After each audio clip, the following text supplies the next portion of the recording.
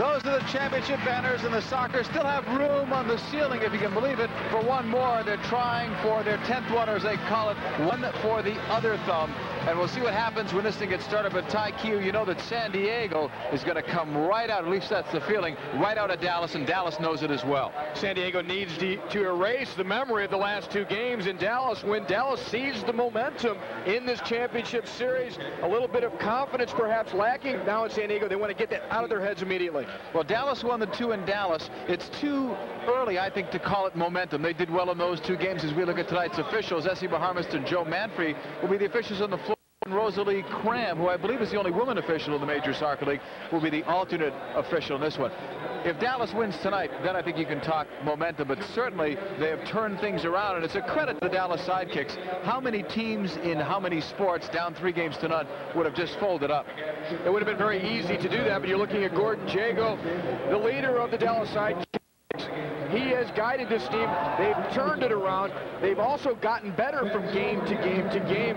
They've increased the number of shots in each of the games of this series that they've taken at McGEOUGH. He'll depend tonight on Scott Manning in goal, and I'll tell you, as busy as Scott Manning is and as bad as he feels, he said to me before the game, can you do me one favor? Can you say happy birthday from me to my daughter, Caitlin? She is 5 years old today. So happy birthday, Caitlin. We'll get that in early in case you have to go to bed early, since you're only 5 years old. And Ron Newman's got that tuxedo on again.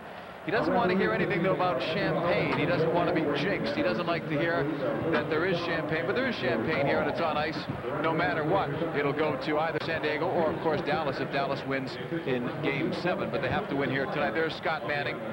We welcome those watching, not only on Sports Channel America, but also on HSE, watching this one tonight in Dallas. And you've got to be proud if you're in Dallas at the way Manning has come through. 4.21 is his goals against average in the playoffs. A virus. He says he wanted to play tonight, but he cannot be at full strength. There's no way.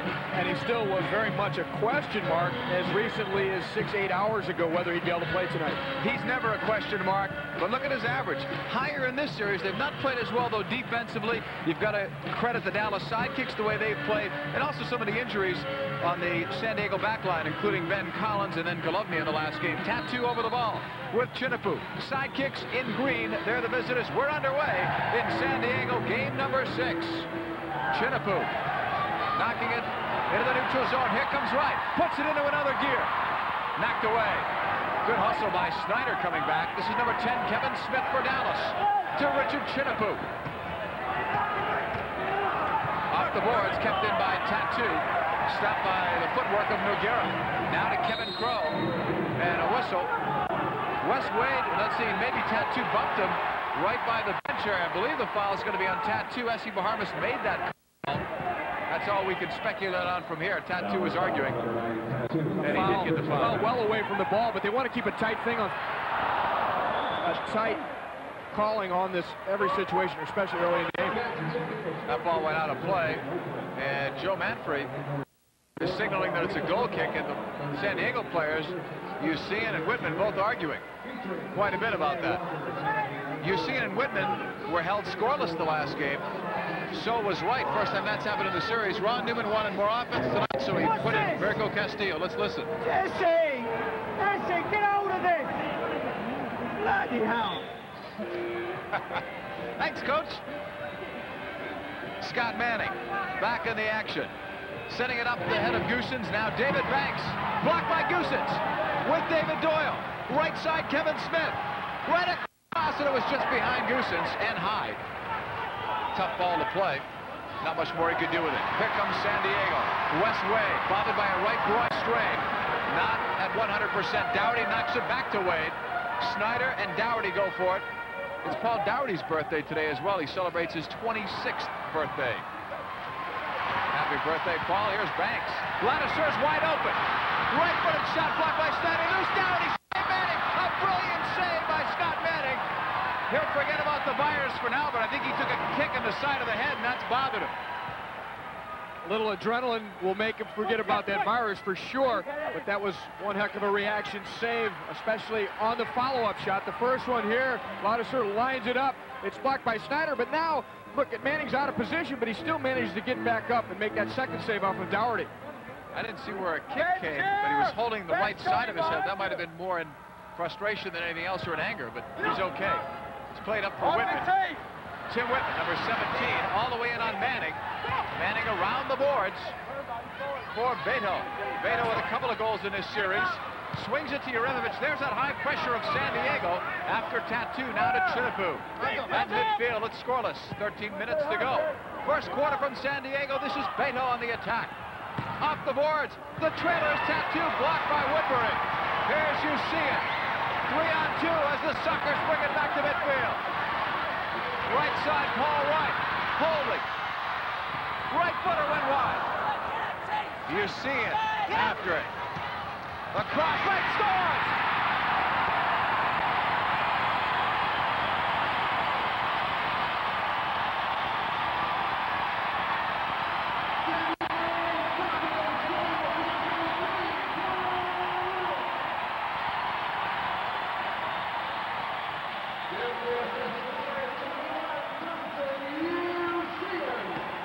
That's exactly the type of start San Diego, and particularly Paul Wright, wanted tonight, because he didn't score in the last game.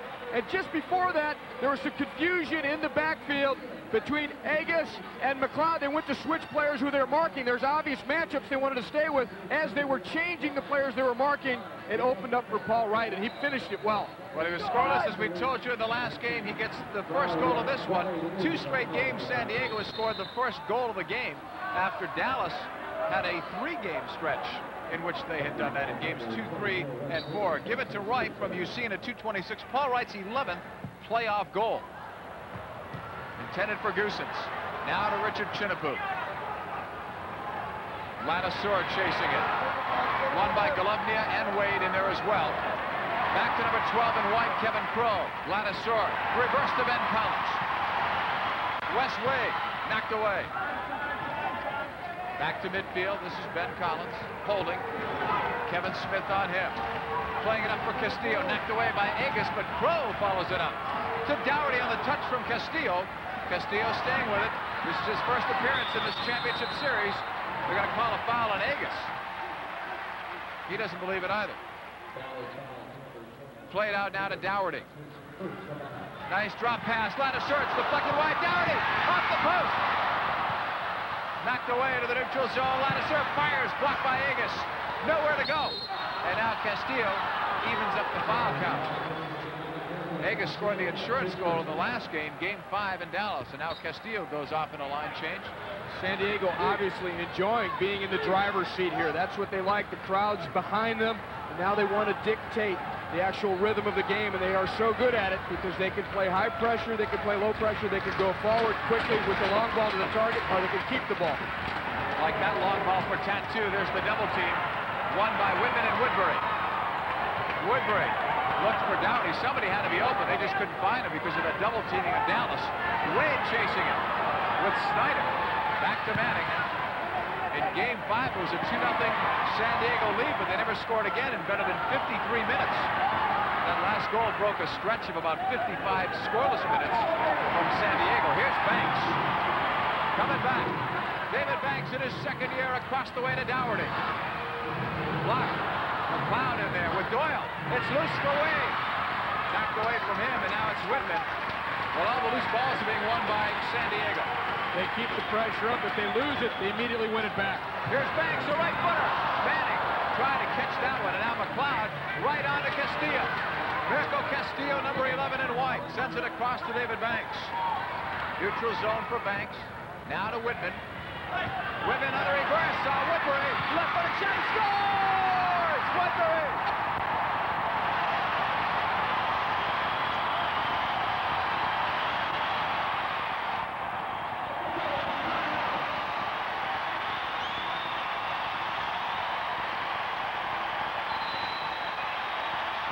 It all starts with a beautiful switch by Whitman. He finds Woodbury on the other side, breaking into the space. Woodbury loves that left-footed. He just punches that one in. It just skinned the inside of the far post as it went in. He really receives it well. And look at the target, how well he was able to pick out the target and hit it. Well, we've played nearly 5 minutes, and right now you're going to say it's all San Diego, not just because they have the lead, but the way they're playing. Goals by Wright and Woodbury. Sockers lead it by a pair. Terry Woodbury celebrates not because he scored against his ex-teammates. He's not even thinking about that. He's thinking that he's scoring an important goal in what could be the deciding game. It will be if San Diego wins this, but remember they led 2-0 the other night in Game 5, and that was all that they did. That's all the scoring. Dallas picked up their play. San Diego did not. Of course, that was in Dallas, so there's a different atmosphere here. Don't expect San Diego to let up in their home building. I certainly don't, as Crow knocks it out. So what does Dallas have to do? They've got to do something to get themselves back into the flow. It's been all the other end. Right now, it's just damage control, and it's interesting how such minor little things can change a game entirely. Who was going to give up the first goal in this game was obviously going to change a large part of the early part of the game. And just that little mix-up defensively for Dallas Sidekicks opened the floodgates for San Diego, at least up to this point. Ball will be put in play by Snyder from the left wing side of the field. His shot taken was wide quite a bit. And as Tattoo went for it, they've got a Colombia foul.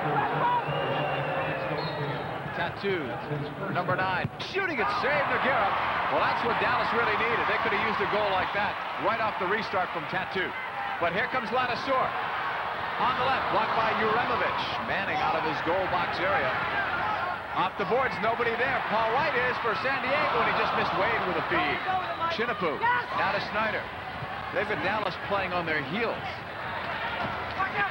Here's Manning on the long throw. Blocked by Crow. Chinapoo detains him, and Beto takes over. Roderick Scott, his first shift of the night. Trying to get past Crow with sheer speed. Crow doesn't buy it. All that experience from Kevin Crow. Wright's breaking into space. What a ball for Wright! The right-footed shot, he missed! What a great pass from Crow. Wade. Whitman. Right after it into the air, Snyder, or make it Stavro, got that battle won. And now quickly it's Roderick Scott. Crow measured that pass perfectly into the space onto Wright's run. He gauged Paul Wright's speed like no one else can. They played together a few years now. Here's Woodbury, speaking of speed, and more speed for Wright, trying to beat Stavro. A right footer, wide. Manning looked like he dove a little prematurely and was fortunate that one didn't get by. Long one now for Goossens. Jan Goossens cutting McLeod, unlucky for Wes McLeod. In the corner, McGEOUGH and Goossens will battle. San Diego up 2-0. Dallas putting on some pressure. Stavro. Left side, David Doyle. Right footer is blocked. Smith has to chase it down with 8:37 left in the first quarter. And San Diego up by a pair as Gordon Jago looks on for the Sidekicks. Trying to stem this tide with Goossens in the corner. Trying to lay it off. Good block. And McGEOUGH comes out. It's blocked over him. McGEOUGH is fortunate. That's how you can get hurt, but he'll never quit on a challenge like that. He's coming right out. Doyle didn't flinch either, putting his leg in there when the ball was still loose. McGEOUGH made that important save just a moment ago off of the free kick by Tattoo. That was a big one. But at the other end, Paul Wright now has missed 2 pretty good chances. And if you remember back to Game 5, San Diego was up 2-0 and never got that third goal. It came back to haunt them, obviously, because they lost 4-2. Dallas knew the pressure was going to be on early. If they could do this and only fall behind by 2, it's not all that disastrous. Here's Goossens. Let go, and there's a shot right at McGEOUGH. Great job by Doyle to get out of the way so Tattoo would have a free shot. Manning. Intercepted by Ladasseur with a knock, but that's wide. Wade in the corner. Chinapoo fighting off Wes Wade. Good ball for Tattoo, and right back for Richard Chinapoo, number 14. Lead pass for Goossens. Everybody joining the run in support. Goossens tackled away. Ben Collins, good job. Look out for Ladasseur. Downey on a run left wing. He's wide open. Chinapoo has to pick him up. Ladasseur blocked. Outstanding job defensively by Doyle, and then Collins almost clotheslined him. We've been seeing some very strong tackling by both teams. Kevin Crow making the slide tackle earlier down the sideline. David Doyle just made a great tackle there. Now he is obstructed here and fouled by Ladasseur. Before, Ladasseur made a good steal off of Goossens with a very legal shoulder charge. You know, in that play, if Ben Collins is at 100%, he can probably stick with him and not have to foul. But right there, if Doyle turned, Collins was beat. One of the things that Collins has to adjust to. We saw Collins make a good tackle off of Goossens just a moment ago, and there is some question of his tackling ability because of the knee surgery he had just about 6-7 weeks ago. Dougherty playing it on the right side. There's another look at the foul. Body's hitting the deck in San Diego. Back on live action. Beto coming back against two Sockers. Works at left wing, nobody is there. Woodbury and Beethoven. What a job by Woodbury to win that. Terry Woodbury got free and he was clipped. I thought that was 2 minutes and it is. Joe Manfred's got the call. That is a good call. Woodbury would have wheeled in for a shot. And there was no hesitation. Joe Manfred making that call. 7:11 remaining. Let's look again. And as we've already seen tonight, Woodbury likes to go to his left, so he cuts in and he's got Uremovich beaten. Uremovich clips his ankle, thus stopping the goal-scoring chance, so it's 2 minutes. Should be no shootout because there was another player there for Dallas in front of Manning. 2-0 San Diego. 7:11 left in the first quarter. Can you believe this, though, Ty? This is the first power play San Diego has had in the series. We're going into Game 6. It's their first power play. And actually, Dallas has only had 2 power plays, too, so it's been a physical series when you look at the fouls, but not when you look at the penalty minutes. There's Uremovich. 2 minutes for tripping, so San Diego is now on the power play, and we'll see what they do as we watch again. Pretty obvious contact made there by Uremovich on Woodbury. In the overall playoff, San Diego 5 for 10. That's 50% as Whitman is blocked. Ball right on it. Right side of the floor. Dougherty, right footer, was blocked by Kevin Smith. Sockers still on the power play. Woodbury and Wright with 2 power play goals. You see in 1 for their 5. You know, slow motion is great. A foul always looks worse on slow motion. It looks like the guy's getting there even later with the tackle. Dougherty to Paul Wright. Picked up by Snyder. Now to Woodbury. Cross to the right side, Dougherty. Now to Tim Whitman in the corner. Right to Dougherty, a shot off the post, in and out, and right back in. Sockers score 3-0. Happy birthday, Paul Dougherty.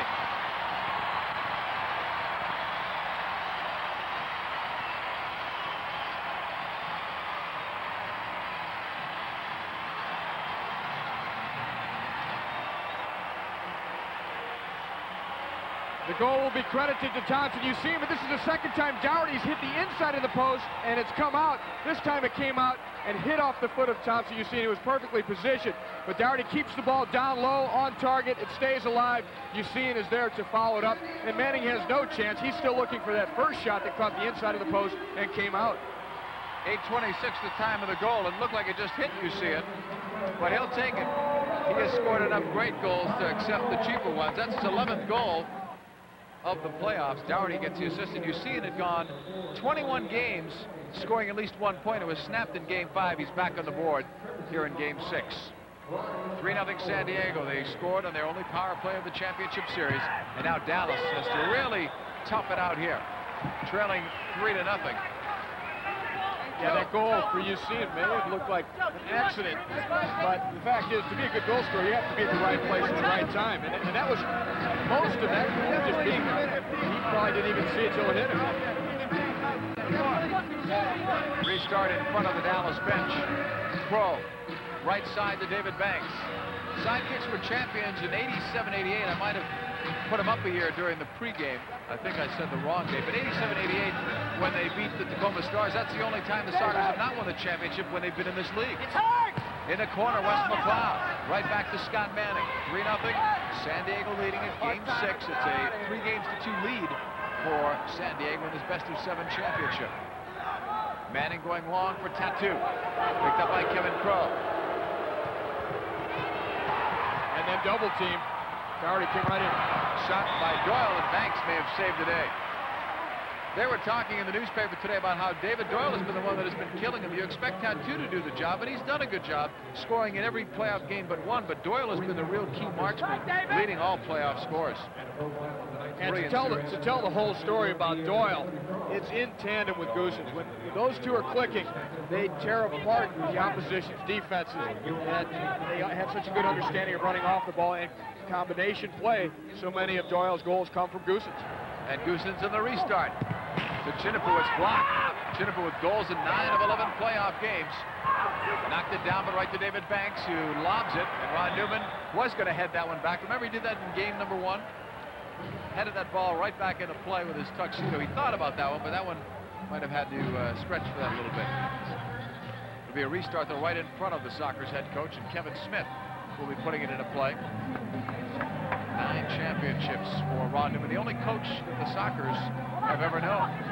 Always rumors that he would leave here, but he loves San Diego, and I'm sure would love to stay here forever. Remember last year when Pittsburgh was supposed to come into the league, there were rumors that he might leave, but it'd take one heck of a deal, I'm sure, to get him out of here. Goosens in the neutral zone. Uremovich back to Agus. Uremovich again with a right-footed knock, but it's right at Kevin Crow's foot. Crow, left footer for Columbia. Uremovich, a blind pass picked off by Crow. Now to Whitman, number 17. Play right back to Manning. Dallas cannot afford to continually cough that ball up and make it so easy for San Diego to win it. Here comes some numbers, 3-on-3. A shot wide of Manning. Castillo. Loose ball for Whitman. Right side to Paul White in the corner. Trying to knock it out. There's David Doyle leading it for Goosens. McGEOUGH sending it long. Castillo trying to settle for Whitman. Now it's Doyle. Doyle looking long. He knows right away where Goosens is. That's the communication you had talked about earlier between those two. Right back, Doyle, left footer, and a score. Kevin Smith will get on the board. Nice work. Doyle started it with that early release to Goosens. Sidekicks right back in it. Good play all the way around, but it really took Smith to put the final piece in place. Taking up good position at the far side. We'll see here as Goosens brings it out off the boards. Doyle with the left foot is actually off target, but Smith read it well and was there to finish it off. We look at it from a different angle, and Smith at the far side had made, again, he's such a hard worker. He's willing to make those unselfish runs. Many times you make that run all the way there, and nothing happens. Without sounding overly dramatic, that was a goal that the Sidekicks desperately needed. McLeod chasing it down. Smith with Doyle at 10:27. So if you're scoring with us at home and keeping track of streaks, Doyle now has scored in every game. There's a delayed penalty, and now S.C. Baharmist has got the culprit. And it looks like Vladisur. He's doing the arguing. There was some shirt pulling. Tattoo's jersey got a good stretch, didn't it? Fairly well disguised, but not well enough for S.C. Baharmist, who was right behind the play. Maybe it's McGEOUGH. It is. Jimmy McGEOUGH goes in the box. You see here, he's tugging right there on Mike Powers' jersey. And Powers was about to get the inside track on both of them. And so the call goes against McGEOUGH. 2 minutes for holding. So the power play will be on now for the Dallas Sidekicks. I just gave Mike Powers a compliment if I had confused him for Tattoo, didn't I? He's going to ask for more money next year. Here's Kevin Smith. Well, I'll ask for less if I keep making those mistakes. Here's Tattoo, number 9 in green for Kevin Smith. Right side, a shot for one-hand save by McGEOUGH. Crow's coming. So's Manning. Manning won that ball. Right over Tattoo. Not only did Manning win that, but he was wise enough to head the ball very high, giving his defense time to get back into position.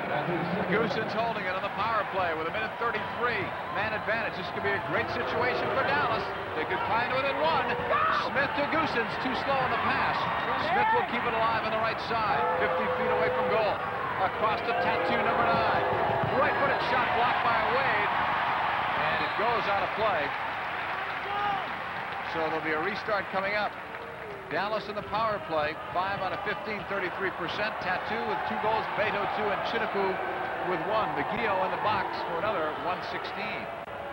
Dallas is a very tough team psychologically. Down 3-0, they're starting to play better now. They have the confidence that they can get back into the game. So many teams down 3-0 here at San Diego with this kind of crowd would have forgot about it. Here's Tattoo on the far side. 1:11 left in the power play with 3.5 left in the first quarter. Smith, Goosens was open, didn't trap it well enough. Gets another crack to Kevin Smith. Again, it's Goosens. Look at that San Diego defense, the way they switch at the movement of the ball. How quickly they get sent back into place. Here's Goosens again. What a shot, save and rebound. Banks saved the goal. Did Banks save the goal because Doyle was on the doorstep. Big save by McGEOUGH, too. Here comes Vladisur behind Smith. San Diego short-handed. Vladisur trying to knock it back, and he's holding Goosens' jersey, and then Goosens flattened it. They evened it up. Doyle. Now to Kevin Smith. 28 seconds left in the power play. It's left for Tattoo. McGEOUGH looks about as sharp as I've seen him, and that's saying something. Tattoo cutting through. Knocked away by Vladisur. Tattoo waiting for for the foul. It was never called. Here's Whitman. Coming back the other way, knocked away. Beto, right back, a wild pass. Nadia Rimavich, 7 seconds left in the power play. And you see it, foul, Chittifer. McGEOUGH is out in 4 seconds. Credit San Diego, but first McGEOUGH and then Banks for that great block of the Doyle drive. Up. McGEOUGH has made 2 or 3 outstanding saves in his first quarter. McGEOUGH is back, but so is Tattoo trying to come in. Deflected to Kevin Smith. Knocked away by Wade. Here comes Woodbury. Dallas may be tired at the end of a shift here. On that man advantage, Woodbury missed. Snyder looking to get it into the corner now to Kevin Smith. They got to make a change, Dallas. They got to be fatigued. Tattoo going off. Yeah, most of their power play unit was still on there. There goes Smith. Finally getting to the bench. Chittifu doesn't see the change ready yet, but he's ready to go. Here's Usean on the turn for the goal. Oh, you see it.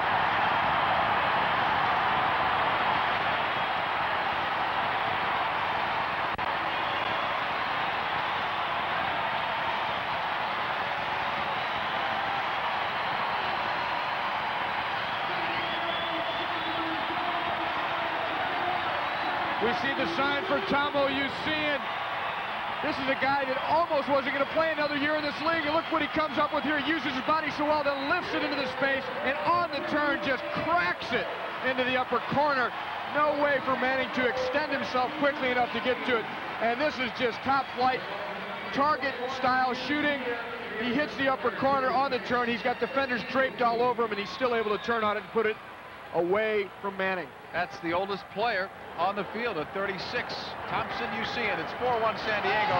Dallas never really completed their change, and that's what can happen on those power play situations. They had 3 guys that were fresh out there, but not really back into the flow of the game. It's a real art to be able to score goals with your back to the goal, and that's what you see and showed us there. And an important time, too, with only a minute 20 or so remaining now in the first quarter. Remember the goal that he scored? I think it was his second goal here at the game buzzer. 1. Beautiful. On a turn. That was spectacular with that flick off the right foot. That's a special talent. Actually, he has scored the prettiest goals, I would have to say, in this championship series. And we're not done yet. We may have a few more spectacular ones. It's 4-1 San Diego right now. But this is something that San Diego did not have in previous games where they lost to Dallas. When they came back, remember they tied 6-6 in game number 5, or in game 4, but then they couldn't come back. Dallas won it on a Tattoo shootout goal, and then they won that game 10-6. 1 minute to go, actually a little less now. You see the clock up a portion of your screen. Downey to Lanasour.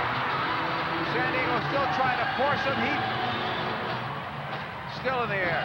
Powers, and it goes out of play, and that will stop the clock and stop the crowd. This crowd has been a factor, just like the Dallas crowd was a factor. I told Tim Whitman earlier, and he agreed, that Dallas crowd worth a goal a game in each of those 2 wins by Dallas this past weekend. Right now, the difference really in the whole momentum of the game and what's going on here is that San Diego was able to kill that penalty. If you remember the save by McGEOUGH and the block by Banks, and taken that and turned it around and gotten another goal to open up a 3-goal lead. Could really be a critical turning point if you look at the whole game once it's over. Well, it's 4-1 now. It could have been 3-2. Wade, pushed by Snyder. Beto will pick it up. 38 seconds left in the quarter. Doyle trying to go past Banks. Doyle bothered by a right quad strain, but he's okay. Here's Wade. Still bothered by his groin injury. Out to Whitman. And now San Diego settles it with 23 seconds left in the quarter. Give and go coming up with Castillo. Give it right to Doyle. Scott Manning throwing it long. Up for Tattoo. Crunched by Crow. Dallas has already given up twice as many goals in this quarter as they did in the entire last game. Excellent control there by Tattoo as he was under heavy siege from behind by Kevin Crow. Snyder's pass. And Castillo, that's not a good foul right after the play. There's nothing that Snyder could do. So Castillo gets that foul. 9 seconds left. First quarter. Here's Snyder. Chased by Castillo. Playing in place of John Kerr tonight. Down to a second, and that'll do it. First quarter is a part of history. And the San Diego Sockers knew that they would have to get off to a good start tonight, and they have managed to do that. We've gone 15 minutes in this one. Goals by Wright, Woodbury, Usean. Actually, Usean has 2. That's been a big factor. It is San Diego on top of the Dallas Sidekicks, 4-1 in game number 6. Scenery in San Diego is certainly beautiful. Indoors and outdoors in San Diego, playing a beautiful game right now at this point, Ty. In the driver's seat, that last goal by Usean, though, gave them a lift that made it 4-1. And they've come back at this with a new intensity. They seem to have lost some of that edge back in games 4 and 5 in Dallas. And Dallas came in so hard and so strong with their crowd behind them. This is a different game here, though, once San Diego has their crowd behind them. Well, Dallas needs to win, or that graphic will be meaningless. There will be no Game 7 if San Diego wins it tonight, but if they do, it's Friday right here at the Sports Arena. And I got to think tickets would be hard to come by if this thing goes into a 7th game. There are the shots, and look at the Sidekicks. Surprisingly, out shooting San Diego. But remember, they had the power play, and they probably had 3 or 4 shots in that segment. And look at the 4 saves by McGEOUGH. And a couple of them were brilliant ones and have made a big difference in the game. We're ready for the start of play here in the second quarter. Usean and Whitman over the ball. Now it's Woodbury. Next goal could be an important one. If San Diego gets it, that word momentum creeps up. If Dallas gets it, the word fight keeps coming back. And that never say die attitude that the Sidekicks have. McGEOUGH now back to Woodbury. San Diego in the white and blue uniforms, Dallas in green and white. Dallas with the ball, Uremovich in trouble. Whitman knocked it away. Agus is there. Bad pass back. Now it's Wright from McGEOUGH. Inside, Usean. Outside to Woodbury. Nice couple of fakes. Woodbury right footer, and that's blocked by Agus. Loose ball to Wright. And Manning is right there. We saw again Usean taking up very strong positions in front of Scott Manning and being able to hold the ball and receive passes deep in behind the Dallas defense, and that just creates so many problems. McLeod to Beto. Now it's Tattoo, picked up by Crow. Now the double team comes on. Crow does so well to hold Tattoo on his own because sometimes the double team's not there right away. Here's Wade, right away for Paul Wright. McLeod in the race. Wright holding. Waits for help. Now takes it on the right foot on the dribble. Knocked away. Wes McLeod, a superb job defensively. That's where you really got to use your head because speed-wise, McLeod is no match for Wright, but really who is? You just have to contain guys like that. You mentioned, first of all, Crow doing that with Tattoo, able just to contain him, slow him down till help could come. We saw the same situation there because it was a mismatch for speed. McLeod able to hold just for a while there with Paul Wright. Out in front of Scott Manning here. Manning, so much experience, and also a guy who's playing right now just because he's a true pro, because he's not feeling well. I want to ask you about Manning. How does he look while we have a chance here? It looks like he's struggling a bit. Still fighting it, right? You can see the bags under his eyes a little bit. He looks pale to me, too. Oh, he did. When I talked to him when he came in, he didn't look good. He's playing on emotion, as you said. But the way I've noticed it is not in the goals he's given up, but he seems to have been diving a little bit off with his timing. Goosens. Now Chinapoo. Goals, you can't really blame him. I mean, you see him would have scored against the best anywhere on that goal. Goosens in the corner with Crow. Smith can't find it. Lanasaur can. Going long ball, but there's no one there except for Agus. Now to Wes McLeod. McLeod ahead for Goosens. And it's knocked out of play. Whenever Dallas finally loses, or even if they win, it'll be the last game for Wes McLeod. He was honored in Dallas. They presented him with a plaque for years of service to this team. Gord Jago talking to the troops. He'll be our guest at halftime in a pre-recorded conversation. He's a very interesting man. He was a coach of the year, but also wears several hats. He's been a coach of this team, a general manager, president, helped to secure ownership. Major reason for the Dallas franchise still being around. In the corner, Goosens. Broken up by Crow. Now to Tim Whitman. San Diego, so strong in the counterattacks, would like to exploit Dallas if they can in that area. Here's Usean. They did in game 1. Here's Whitman. Wide. It was blocked by his own player, Crow, actually. And now Manning rolls it right to Uremovich. To Chinapoo. No scoring in this quarter. Gone about 2.5 minutes. 12:25 now remaining here in the second as Snyder pulls it back. Now to Uremovich, back to Manning. Columbia puts some pressure on. Forced to give away and away. Snyder read it well. Here comes David Doyle. Doyle leaped pass for Beto. Right back, Doyle, left footer. He scores! David Doyle, and the goal streak continues. Now 11 straight games where David Doyle has at least one goal. He's been a machine. Doyle strikes the ball particularly well with his right foot. In fact, I was giving him trouble before the game about using his left foot more, and here's what he does here as he gets the ball back from Beto after feeding it into him. The ball's out there in the space. Doyle's onto it. He strikes it so purely to the far side with the full instep, the left foot. He's got some problems, in fact, with his right thigh, but this time he lines this one up perfectly, lands on the kicking foot, and just puts it away. You know what? He's having a better playoff than a lot of guys had regular season. 19 playoff goals for Doyle. San Diego up by a pair. They say it's so tough to mark David Doyle, Todd, because he runs so well without the ball. Think of how many times he has the ball. He just ran out of that and smacked it. So it is harder than somebody else. He scores most of his goals on the first time shot. It's not because he's beaten people on the dribble or because he's carried the ball. It's because on that last goal, he fed it into Beto. It's played back to him. He's bursting into that space. He runs so well off the ball, as we mentioned, and he's thinking one thing, is how to finish it off. That's incredible. 11 straight games he has scored at least one goal. He's had 2 hat-tricks in the playoffs, and 19 goals give Beto the assist, and that's a big, big goal for the Sidekicks. Agus. Now Banks. No matter what happens, this has got to be one of the guttiest performances you'll ever see in a soccer or any sports franchise. Down 3 games to none. They fought back to make it 3-2. They had lost their first goalkeeper when the series started. They lost their second one in Hank Henry. They brought Scott Manning back really out of a retirement status, and they're still in this. And Manning's barely here, too. Because of that virus that he picked up on Sunday. Yeah, he does look tough. Look at the marks underneath his eyes. Chinaboo in the corner. Back on live action for Kevin Smith. Woodbury. Upper line is short, knocked away by Agus. Now we'll see what that goal does to Dallas. Can they get another one, or does San Diego do what they did last time when Dallas cut that lead, get another one back? Here's Banks, number 2 in white and blue. Back for Woodbury, 11:35 remaining in the first half. San Diego right now doubling Dallas, but the Sidekicks still with a lot of fight left. It's 4-2 San Diego. Back for David Banks. This is Banks' 114th straight game to Woodbury. Picked up by Agus, trying to get by on the right. The shot blocked, hit off a foot, Dougherty. And that, I thought, was blocked off. You see it. Hit his own player, and Manning will end up with a goal kick coming up. Paul Dougherty, the smallest player in the Major Soccer League, but don't let the size fool you. The stats are unbelievable. He led the team in points in the playoffs with 20 coming into this game. Actually, there was a 3-way tie for goals as well, and he was right up there. There's Ron Newman. Right now, he keeps looking at that clock. San Diego leading it 4-2 in this game.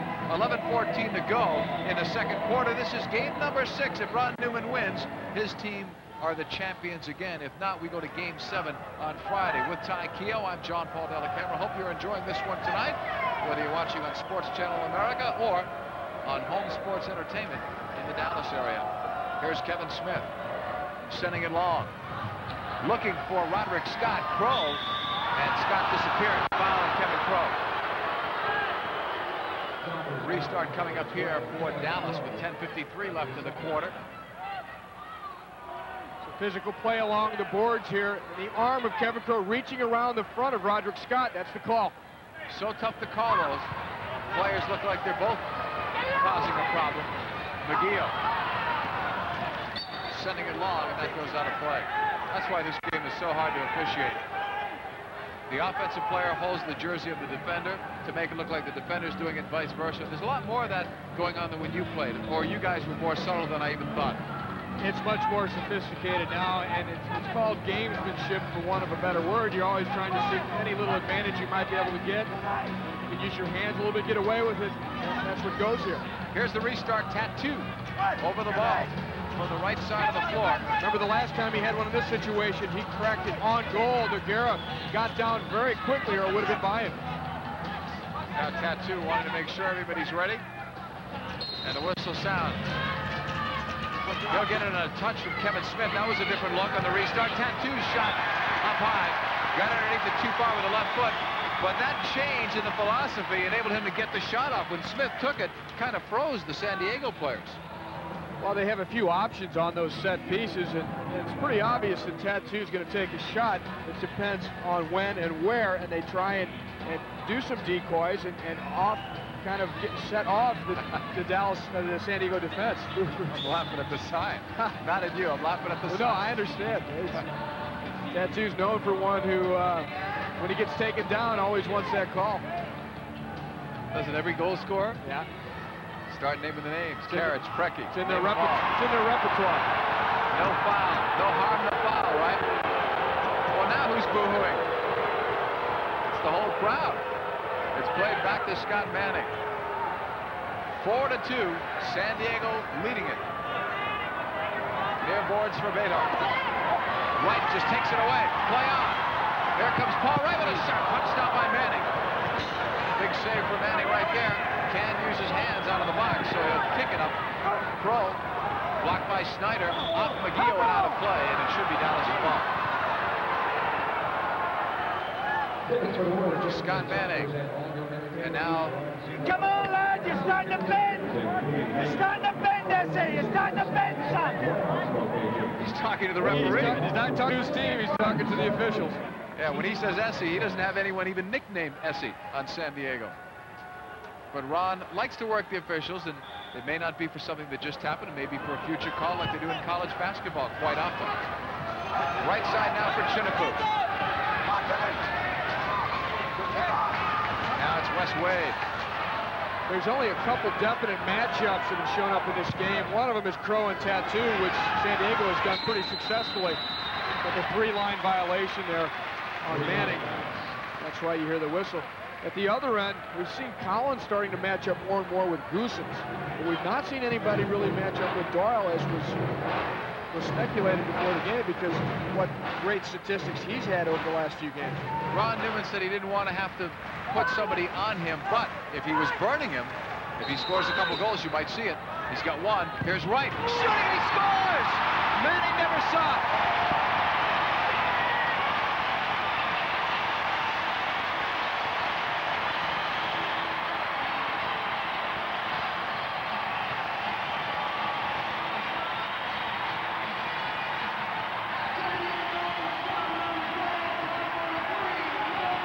Paul Wright gets his second of the night. Woodbury steps over, a little decoy run, and then Wright just crushes the ball, and I have to think that it went through the wall. That's why you see Manning reacting the way he does. We'll see it from this angle.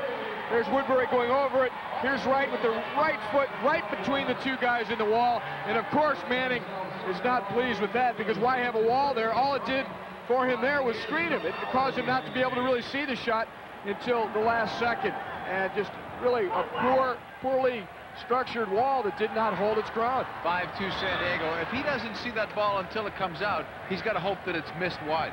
Right at him. Yeah. Otherwise, he's got no chance for it. So the wall not only was useless, it was worse than useless because it obstructed his view. Scott Manning came into this game with 36 career playoff wins. Only Zoltan Toth has that many. So he could go to the record books alone tonight if Dallas could win. Chinnifu. Now to Kevin Smith. A right-footed shot blocked by Woodbury. Wade broken up. Ben Collins right back to Victor McGEOUGH. 5-2 San Diego. McGEOUGH is throwing it long for Wes Wade. Joined on the run by Ladiseur. Wade tried to take it inside, and Smith won't let him go. Chinnifu off the boards toward Agus. Stolen away. The pass down. Off the post. Wade looking for the rebound. Dallas committing some errors in their own end. Here's Woodbury. Tackle off the ball. Wade was looking toward the bench. Dougherty, left-footed trap, wanted his own ball off the boards and almost got it. He scored a goal like that the other day in Dallas, but it was a grounder off the boards and he got it. Manning, smart timeout by Dallas. They need it. They can't afford to let this one get out of hand, and that last goal was a very frustrating one if you're a Dallas Sidekicks fan. But the San Diego fans are loving it here in San Diego. San Diego leads it 5-2 here in the second quarter with 8:49 still to play. Composure is going to be a key word here for the Dallas Sidekicks, because right now a big goal was just given up on the Paul Wright score, and now it's 5-2. But they got to stay there. They're still very much in this game.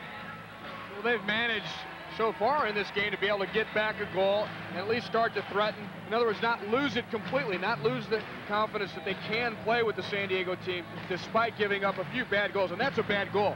Anytime you have a wall set up and it doesn't hold, then you're shooting yourself in the foot. And it's the last thing you needed because Dallas had come back within 2 again, and we're starting to do some good things. Uremovich back to Scott Manning, and now to Jeff Agus with 8:36 remaining. The shots show that the Sidekicks are right there, but the goals say otherwise. Here's Doyle looking. Banks knocked it back to McGEOUGH. That had to be placed perfectly, or else Doyle would have had basically a goal off the Banks feed. And you don't want to give up easy goals, especially in the championship series. You want another team to earn them, especially the kind that give a team momentum. That would have been a backbreaker for San Diego to give one up that easily. Banks just miscuing there slightly as he tried to hit the target man. Yusein up long in the corner. Banks has learned to use Yusein in that fashion. It's a very effective way of getting the ball in deep. Banks, the Rookie of the Year last season in the Major Soccer League. Normally much better at placing those longer passes. 8:12 remaining, second quarter, 5-2. San Diego is leading it. That, I'm guessing that's Wade, and it is. A right groin strain. He told me earlier that it didn't hurt him when he ran, but when he planted his foot, when he stretched his foot out to maybe get a ball to go in on a tackle, then it would hurt. That's Bill Taylor, the trainer, talking things over. Now go, now go.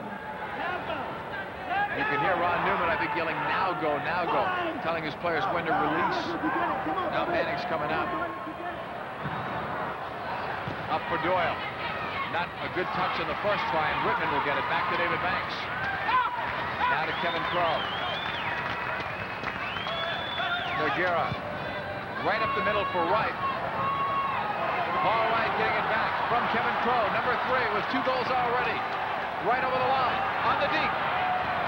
Belva got back up to go the advantage call, and that time he was taken down. And there is no call as Doyle plays it back to Uremovich. Sockers change up quickly. Woodbury and McGEOUGH come on. Uremovich now to Kevin Smith. Knocked to the back for Snyder. Troy Snyder in the neutral zone. Up for Chinapoo. 7:05 remaining. Second quarter. Here comes Yusein. Off the boards. He wants it back, and Manning came out. Snyder just got a piece. Snyder got away with a handball there that most likely could have been a shootout opportunity. Tattoo. Had it been called. Knocked away. Well, the crowd must have seen what you did. I was looking at Manning, and I didn't catch that. Here's McLeod to Kevin Smith. Holding. Now to McLeod again. Beating Dougherty. And McGEOUGH. Woodbury took him down. Well, I'll tell you, either the officials are thinking players are fouled. This is a controversial call. You see Snyder use his hand there as Yusein was about to follow up his own pass. You see Paul Wright there protesting, but no call was made. Was that intentional? Did he swing his hand to catch it? Definitely. He knew Yusein was about to score it. Off the boards. Ladasor. Probably a handball there, too. Coming back. Roderick Scott. Look at Crow. Just stepped over the ball. Very little effort. Lead pass. Castillo walking in. Manning's out. Knocked away. Jeff Agus with a great job defensively. And now Doyle will spring Roderick Scott. He can take it the distance. Look at Crow with the long legs chasing. Scott into the corner. Right away, he tried to play it to the left side, and there's Golovnia. But Crow saves a goal, forcing Scott into a mistake. Golovnia trying to find Castillo. And now Uremovich. Well, the teams on each end had chances. Just one bad touch there by Scott. He would have had a clear chance to put it past McGEOUGH. He did feel that pressure from behind from Crow. Without a doubt. Here's Uremovich. Looking. Off the glass for Tattoo. Looking to turn. Took a bump from Collins. Wade is back on there. And he's crunched by Chinapoo. Wade doesn't look like he's got any kind of a brace on the right side. Now I see it up high. He's got like a bandage supporting. But he might have had that before the game started. You could just barely see it. Right side. Now it's Tattoo. They may have just iced it for a little bit, then brought it back out. Here's Agus. Right side for Smith, blocked by Wade, and off the foot of Tattoo. It will go out of play. With 4:48 remaining in the second, San Diego up 5-2. Paul Wright getting a well-deserved breather. Hey!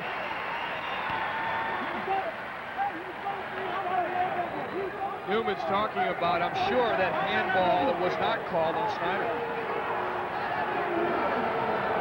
There's an official's timeout on the floor, so that'll give both teams a chance to talk things over.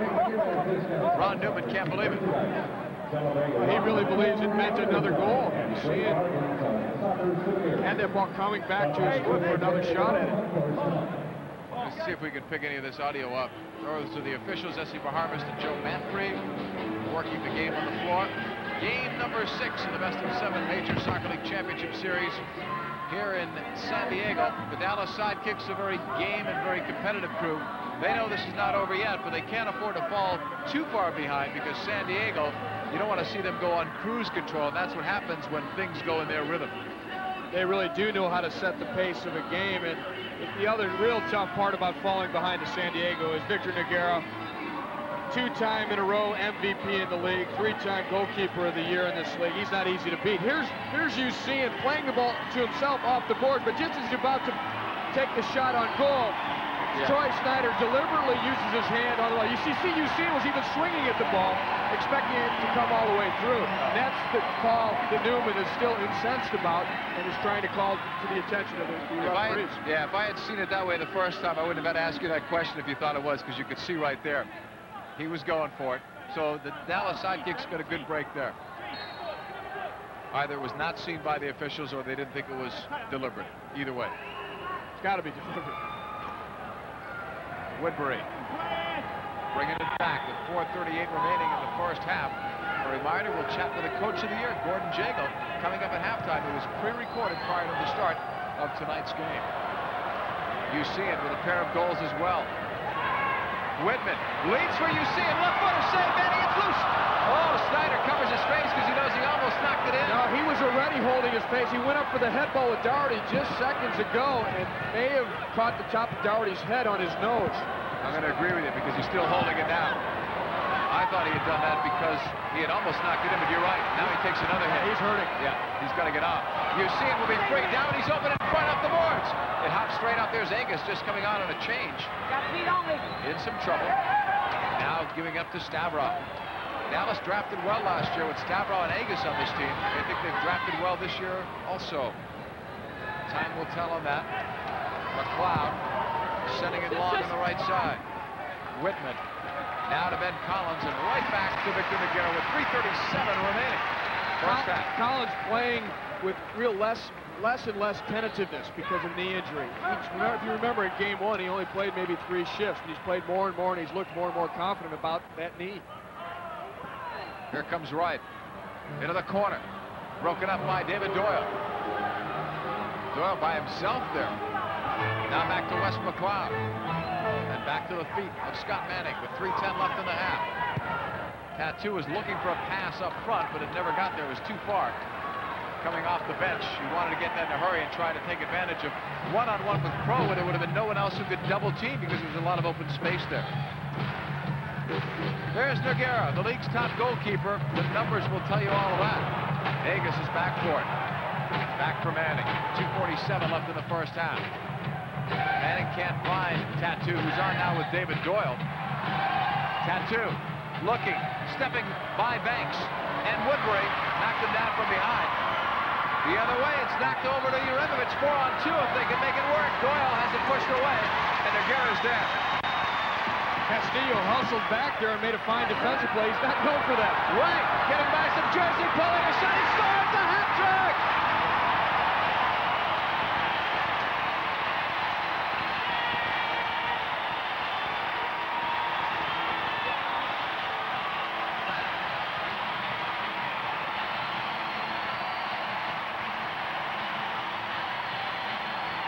Paul Wright with his getaway speed here, and he's getting held here by Jeff Angus. In fact, the card was up by the referees. They would have called a delayed penalty here. Instead, he squeezes the ball underneath Manning to get his 3rd goal of the game. And Paul Wright appears to be unstoppable tonight. He just barely gets his toe on it to get it underneath Scott Manning, even though he was being held by Jeff Angus. That's sheer determination. You're running as fast as you can. Somebody's tugging the jersey. Just anything, even a bump could knock you off stride, but he stayed with it. So he has half of their goals, and give Usain a pair as well. The other one is scored by Woodbury. So Wright will get it. They'll give McGEOUGH the assist, and with that, assist that point. McGEOUGH is now tied all-time among playoff goalkeepers in scoring with Scott Manning, 9 points. And Wright had been relatively quiet the last few games offensively. In fact, in Game 5, he was shut out completely. Here's Roderick Scott, loose in front. But Crow deadened it for McGEOUGH. Long throw for Wes Wade. Blocked by Agus. Look at Dougherty trying to squeeze through. In a collision. And they're going to call Dougherty. That'll be popular here. Actually, about 3 fouls going on there. You could have called just about any one of them. We see here the ball loose and stepping in is Beto. Now, he gets shoved initially. That's when the first call should have been made, but the whistle hadn't blown yet. And then it's Beto obstructing Dougherty, so it was for the initial shove. Scott, Rod Newman looking on, his team up 6-2, but he knows better than to think this one is over. Snyder, who was back on after getting hit in the face earlier when he tried to head a ball, was contested. This one goes out of play. Snyder's had a good series defensively. He and Scott Manning were our Brine co-players in the game in game number 5. Roderick Scott going off for a change up front for Dallas. Scott has threatened a few times, but he's not managed to get all the way through. He has good quickness, a good change of pace, and can beat people one-on-one, but San Diego does so well in recovering. He may be one, but there's a second guy trailing back. Boosters say Paul's right his speed. Is that what they say? More complicated for me. Yeah, I'm struggling myself. Obviously for you, too. Yeah. I'll work on it. Here's Crow. I like the obvious sides better. Here's Manning now with 1:29 to go. It's getting more physical. Dougherty knows it. Looking for Tattoo, knocked away. Beto and Crow. It gets by to Usean. Trying to match Wright's hat trick. Usean by Tattoo, and then it was blocked out of play, or so I thought. Let's see where it's going to be. If it's a goal kick, then you know it wasn't. It was a goal kick. Yeah, so he just knocked it out himself. But that attack started with some really tough physical play along the boards there. The heavy physical challenge between Crow and Beto, which Crow won, got the ball forward to Usean. So it can be a very physical game, and a guy like Crow, who has experience and size, knows how to make his mark on this type of game. Trying to see if we can pick up any more words of wisdom from Ron Newman. That time he was quiet. Wes McGEOUGH with it in his own zone. 1:08 remaining in the first half. And San Diego came out full throttle. Dallas has stayed with them, but the last couple of goals they've given up have really been costly. How costly? We don't know just yet. Chinafu, far boards, knocking it back to Wes McGEOUGH. Down to 50 seconds in the half. Tattoo is behind Woodbury. Nowhere to go yet, unless he can find or make room. Knocking it back out to Agus. A run by Wes McGEOUGH the right way. Tattoo holding. Here's a shot too high by Agus with 36 seconds left. Good opportunity, but Agus just put it too high. Agus does like to come forward. He follows his pass as well and gets it on his left foot. He could be very deadly with it. 36 seconds are left in the first half. San Diego leading it 6-2. Agus scored a goal in the last game. Victor McGEOUGH has played solid. He's been in full command of this game. Scott Manning bothered by a virus. That is shown, but not so much, I don't think, in the goals he's given up, but earlier in the game. But he's certainly into the flow right now. McGEOUGh. At the beginning, we talked about Manning being one of 2 goalkeepers not at full strength. They did not dress Hank Henry, so Manning will have to go. And if for any reason he couldn't play, my guess is that David Doyle would come on because he'd done that before, although he's played so well in the series, they may not want to do that. And Manning, in fact, with his victory in Game 5, tied the all-time playoff record for wins in the MSL with 36. Tying with Zoltan Toth, who played many years here with San Diego. Whitman now to right, and a foul is going to be called on Dallas. There was a little problem before. There's Mike Powers, who's down. A towel had come off the Dallas bench. I don't know how it got on the field, but Paul Wright got it, fired it at the Dallas Sidekicks bench, and that had the crowd booing and the Sidekick players telling Paul Wright a few stories. Here's the foul. Powers coming in for the ball to double team, in fact, and you see the knee going into his thigh. That's up on the upper thigh there is where he's hurting. Doug Kretzinger, the Sidekicks trainer, tending to Mike Powers. Mike Powers, one of the veterans who may or may not come back next year. There is speculation on Powers, on Chinapoo, on Goosens, but we know that Wes McGEOUGH, whenever the series ends, will be playing in his final game. He already announced that. They presented him with a plaque this past weekend in Dallas, and the Dallas fans showed their appreciation for a job well done over the last 8 years by Wes McGEOUGH. It's continued in the playoffs. Leads the Major Soccer League with 37 blocks coming into this game. 17 seconds are left in this one in the first half. Tigers are leading at 6-2. Over the ball, Ben Collins and Terry Woodbury. And Dallas can't afford to give one up here. Castile holding it, playing it back out. He was crunched. Foul on Wes McGEOUGh. That'll take 7 seconds off the clock, and now San Diego is closer on the restart.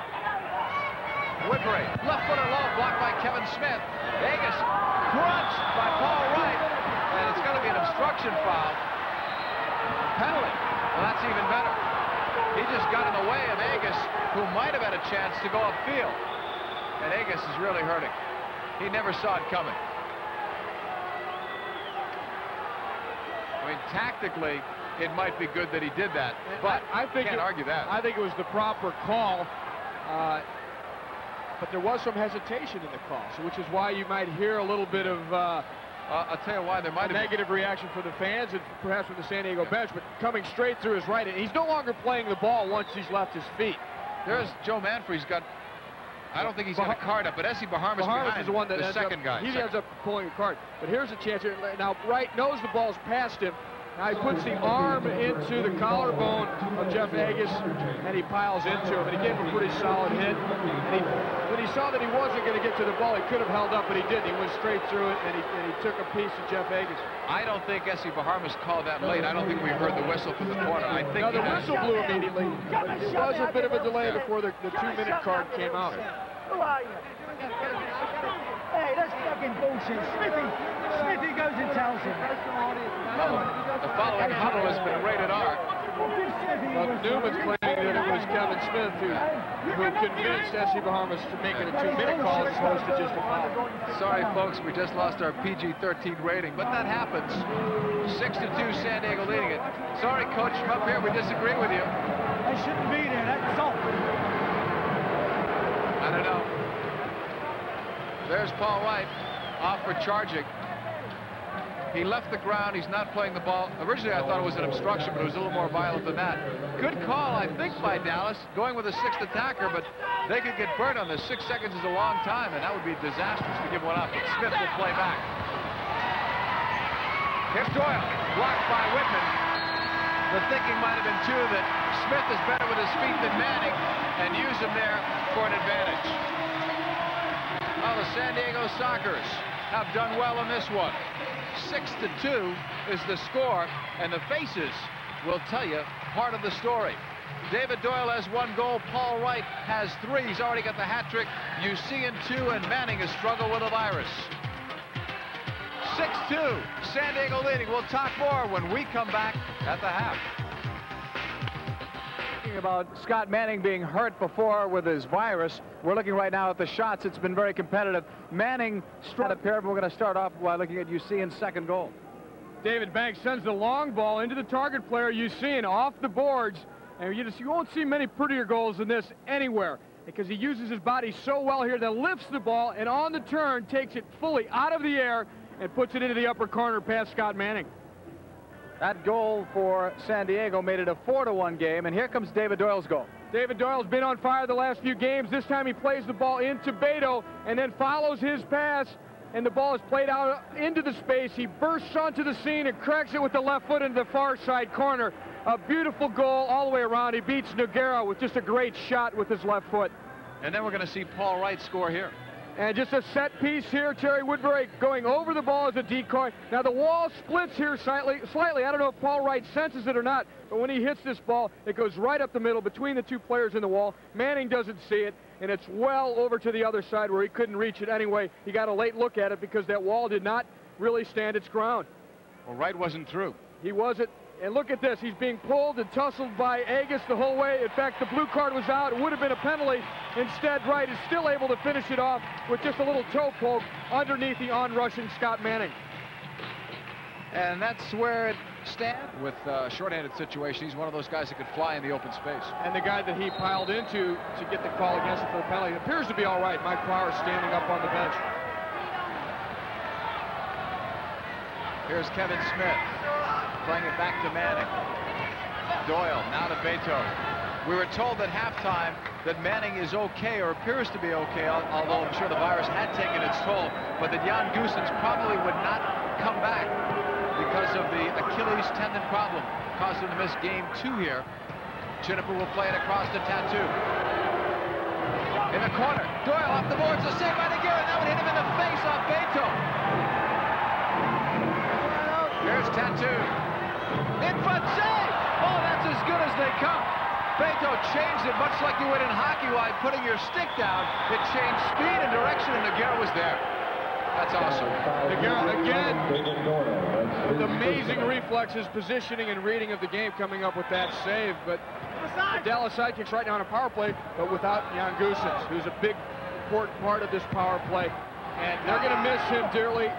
Not just the whole Sidekicks, but especially David Doyle, because he makes Doyle that much more of an effective goal scorer. Well, now you know why Doyle and Tattoo were paired together that time. Goossens unable to continue, apparently. Oh, giveaway to Whitman. Off the post. Another one. Off the post, and Manning got it. Oh, you see it, thought it was by him. What a miraculous save. And Manning he really saves himself there, because he's the one that gave it away. Kevin Smith. That would have been a shorthanded goal. It would have been Whitman's second of the series. That was comical. Here's Chiniper, a save by McGEOUGH. I think McGEOUGH would be a great hockey goalkeeper if somebody could teach him how to skate and do all that stuff. Knocked away by Crow. Here's Tattoo. Smith. McGEOUGH will make more foot saves than any other goalkeeper in the league. He really uses his feet well. Tattoo is blocked. I mean, it reminds you of a hockey goalie because they use everything. The stick, the blocker, the pads, the glove. Here's the giveaway by Manning, and he just miscues completely, and this should be a goal. It comes out. Now, this should be a goal, too. It's already behind him, and he reaches back, and I use the word miraculous. It was. It was a miracle that he could reach back and still pull it out. Coming back live, Manning still had his hands apparently in the box. Wright came out, so not only does San Diego kill the penalty, not giving Dallas any momentum, but McGEOUGH sharp as ever, and San Diego almost scored a shorthanded goal. Kevin Smith now to Mike Uremovich, 12:38 remaining. Third quarter, 6-2 San Diego. If Dallas is to come back, they're going to have to do it without Goossens. A shorthanded goal would have been lights out for Dallas. I think so. Uremovich now to Doyle. Tattoo on the juggle. Gets a bump from behind, stays with it well. Right back, stat rope too high. And Ladisor heads it down. Crow throwing it away. I think McGEOUGH wanted a dangerous play call. Wade chasing it. Doyle with a knock. And Crow will blast it out. Wade, nice flick, but it was Uremovich running onto it. All Wade saw, I think, was a blur, and if that were a San Diego player, it could have been goodbye. Tattoo. Crow forcing him wide. Now the support of the double team, but the shot was blocked anyway by Banks. Tattoo did well to get it off. Golovnia. What sprained ankle?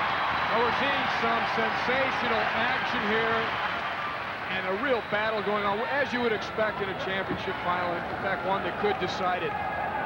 Wes McLeod going long for Roderick Scott. In the corner, the double team on again. Snyder coming in to help out. And now it's Banks, a giveaway, and Snyder just misfired. Well, San Diego almost matched the giveaway by Dallas, but here comes David Banks on the right side. The pass to Wade was blocked by Agus. Good job defensively reading that one. Wade was put it there. Yeah, exactly. Wade was about to put that one away. Woodbury holding it. Now for Ladisor, and then back to McGEOUGH. McGEOUGH sending it long. Pinpoint accuracy. You see it. Right across. Saved there by Agus because Dougherty was open. Long throw to Chiniper. He'll wait for help. Help's not coming. He's just looking at 5 white shirts. You got to support. that target man with the runs, but I'm wondering if Dallas isn't a little tired right now. They're a man down with Goossens out. How about the defensive support by San Diego, getting so many bodies back almost instantaneously. There's Victor McGEOUGH coming out of goal. You know, it's a 6-2 game, but McGeough's had to make a lot of big saves. Here's Woodbury. Whitman open. One shot was blocked. Another one. Save. Rebound. Doherty blocked. Whitman. Blocked by Stavrov. Credit the Dallas defense in front of Scott Manning. Now it's McGEOUGH to Doherty. Doherty trying to slip by Agus in the corner. Right across. It's blocked, and there's Manning. McLeod deadened it, and a good thing he deadened it toward Manning because Usain was looking for the hat trick. Would have been his second one in this championship series. Doyle back to Agus. And now to number 8, Wes McLeod.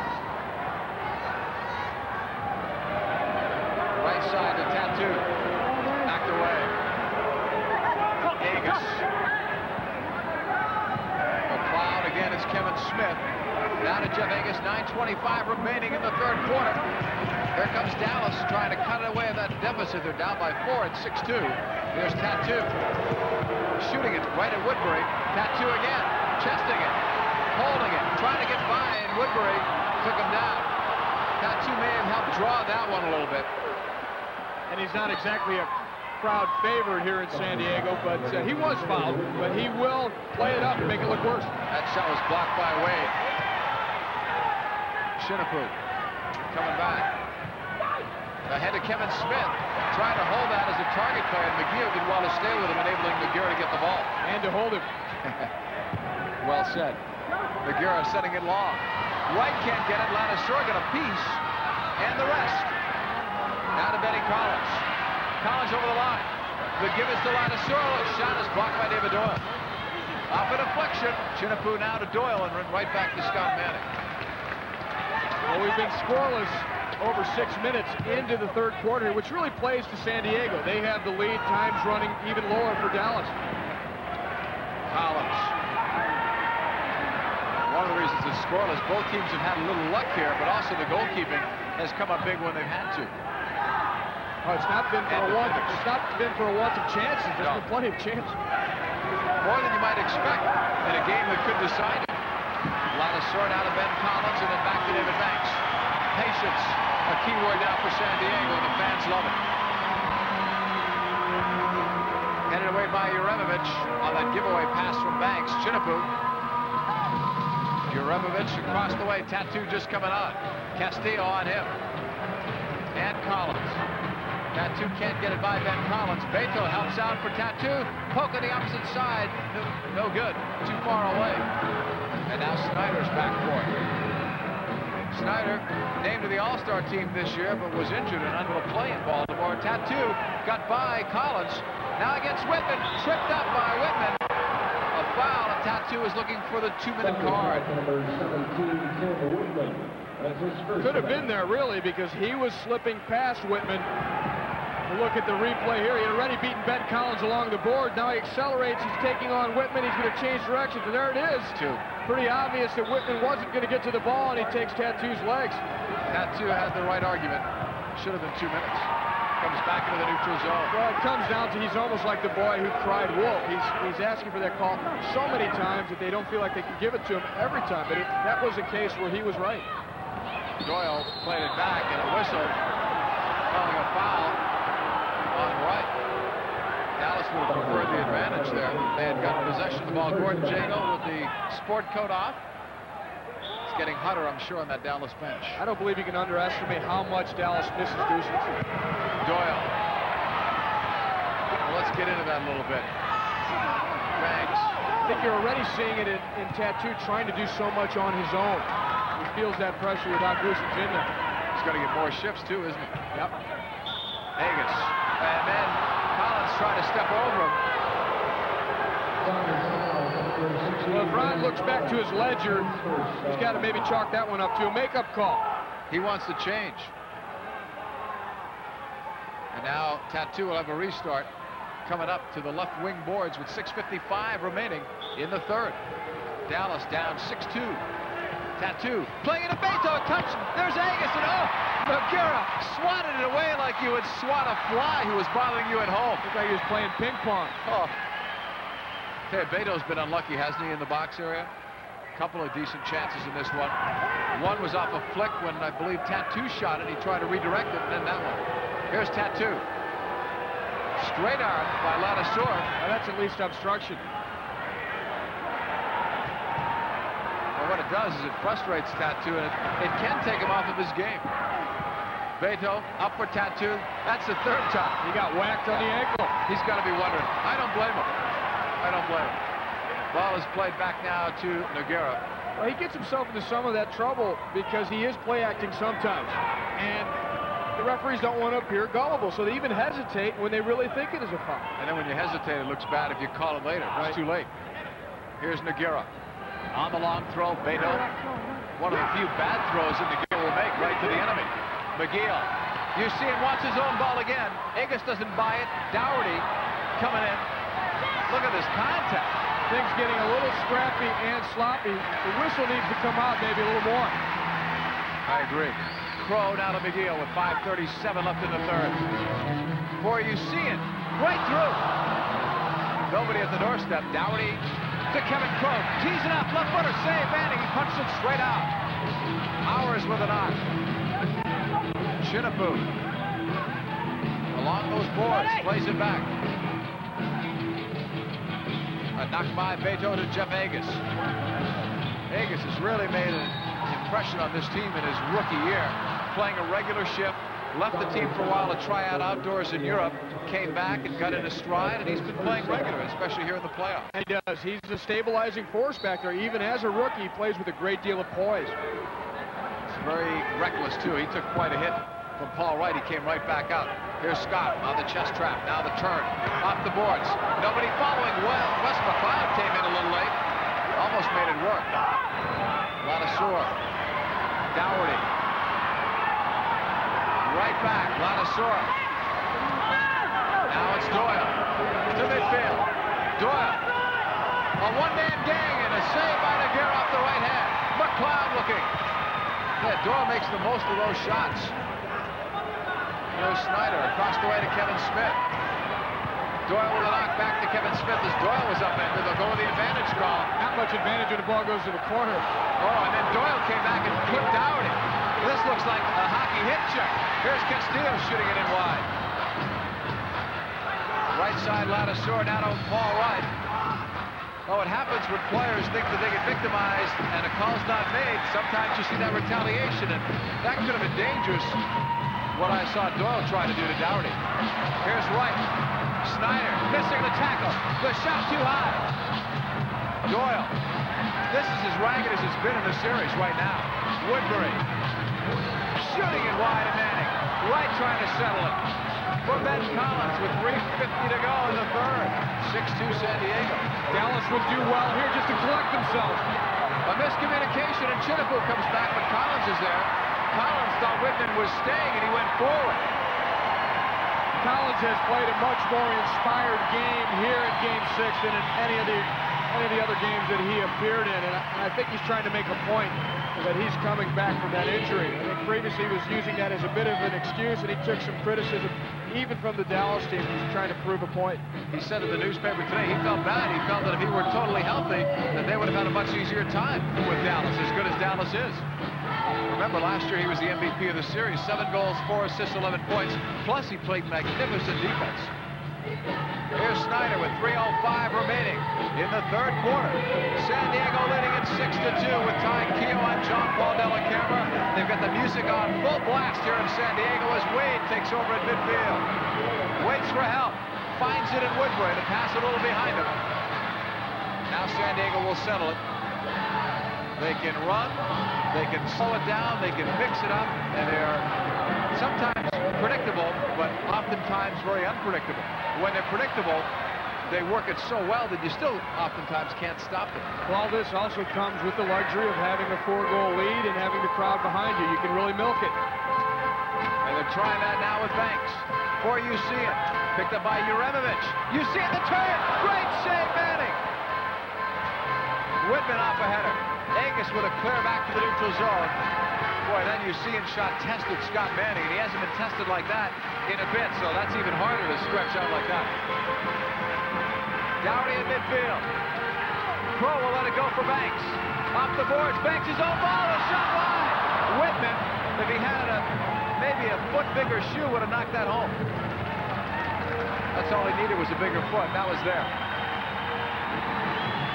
You see it this time, testing Manning to the other side, and Manning's up to the test this time as he goes full stretch to punch it away. Back on live action with you see it for Dougherty, blocked by David Doyle, now to Tattoo. Lead pass, Agus will find it. Now he has to find some help. In the corner, Banks, and now you see it on the double team with Dougherty. Doesn't matter who has the ball, they don't just pressure the stars, they pressure the ball and the situation like you do with a good college basketball team. You trap in zone areas and certain key parts of the court, in this case the floor. Force an error and then take full advantage. Dallas still trying to figure out things on their bench. Crowd thinks they've got it figured out, but we still have a lot more time remaining. 1:04 left here in the third quarter, so still at least another 15 minutes to go. Now on this tactic here, it does reach a point where you could call unsportsmanlike conduct against San Diego if they don't get the ball into play. That's at the discretion of the referees. Right side to Doyle. And Dougherty took it away. Dallas thought there was a handball. Here's Dougherty. In front, right back. He scores! Dougherty!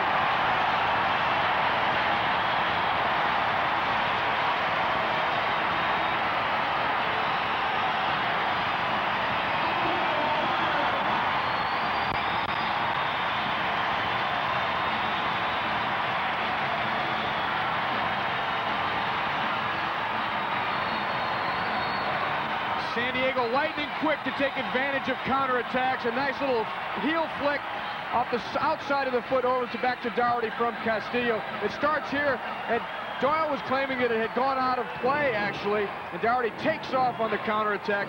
He slots the ball inside to Castillo. Castillo flicks it back to him with the outside of the foot. Nice little spin, and it's put away well by Dougherty. So Dougherty now has 9 goals in his last 11 playoff games. That one could be a killer near the end of the quarter. 7-2 San Diego.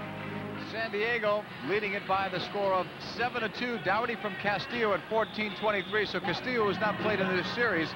Picks up his first point in his first game in the championship series, and a nice give and go to Dougherty, who finished it off. This is Beto. 28 seconds are left. Play back now to McGEOUGH. To McGEOUGH. Down to 21 seconds left in the third quarter. Snyder. Blocked. Now to McLeod. He'll let it go back for Snyder. Tough to give up goals near the end of a quarter, and at 14-23 with 37 seconds left, that's when San Diego scored their 7th. Here's Beto. Knocking it back. Roderick Scott to Snyder. And that's it. That's it for the third quarter of play. So, San Diego came on strong. Only 1 goal scored in that quarter, but it went to Dougherty. Sockers are up by 5. That's the give, the go, and Dougherty will score the goal for Paul Dougherty, his 11th goal to the playoffs. Castillo had the assist on it. Time of the score 14-23, so there are only 37 seconds left at the end of that third quarter. What will Dallas do? They're down by 5 in what could be their last game. San Diego leads it 7-2. 15 minutes left at least. Possibly 15 minutes left in the Dallas Sidekicks season. Having watched the Dallas Sidekicks play, I don't want to say that that's going to happen right now. Look at the shots. They're pretty close to being even. The blocks. Sockers, for the first time in this series, have more blocks than the Sidekicks, and the saves are looking the other way, with San Diego having 11. More than Manning is McGEOUGH right now. Don't expect this Dallas team to quit by any means, but with this crowd here, this is going to start building to a crescendo. Yeah. San Diego's really going to try and finish them off. It's not going to be easy. Here's Tattoo. But I can remember back to last year, that Cleveland series, when it looked like they had the crunch on the ropes in Cleveland with a great comeback. I think they had 4 or 5 unanswered goals and then ended up winning that game in Cleveland. Here's Tattoo off the boards. Dallas has to peck away 1 at a time. But any other goal, it could be over for San Diego. Right. Even with this much time left. All right. is this team plays better than anyone with a lead. They've only lost 3 games in which they've led after 3 quarters over the last 2 years of regular season play. That's staggering. This is the record of the Sidekicks here in this building, and 2-7 overall in the playoffs. So they've been unable to prove that they can win here. That's been a jinx for them. They wanted to end it tonight and force a Game 7, which would be Friday. And this would truly be a miraculous comeback on the road and down by 5 against the defending champs. And they don't have Jan Goossens because of that Achilles tendon problem, or Achilles heel. Here's Ben Collins. A lot of room for Ben Collins. Puts it on the left foot, blocked by McGEOUGH. Dougherty. Right across. Ladouceur with Doyle. And the whistle sounds. Foul on Ladouceur. Collins didn't really mean to shoot, but he kept having more room, and he said, why not? As Gordon Jago, his assistant coach, Billy Phillips. Dallas with a tough one here. How can they even make room out there the way San Diego's playing defensively tight to score goals to get Doyle free and Tattoo? One way they could have done it had Goossens been healthy and continued to play is because he takes up such good target positions, would be to play it up in him and then run off of him. But they don't really have that option. Doyle and Tattoo will try and do that to their best abilities, but they don't quite have that particular ability like Goossens does. Otherwise, it's just going to take a higher level of work and running off the ball and trying to get into spaces. You see Tattoo saying to some of his teammates, we got to push up. And obviously, if they do that, there's a negative side to that. They can get caught at the back in the counterattacks. But they've got to take chances, obviously. Ladouceur. Down to Wes McGEOUGH. In the corner in the battle, Stavro wins it. I also have to wonder, Ty, if and when Gordon Jago would decide upon using a 6th attacker, or whether or not he would think, forget it, keep the score the way it is if he saw no chance of winning it, but time will tell. McGEOUGH will play it back to Crow. Now to Dougherty.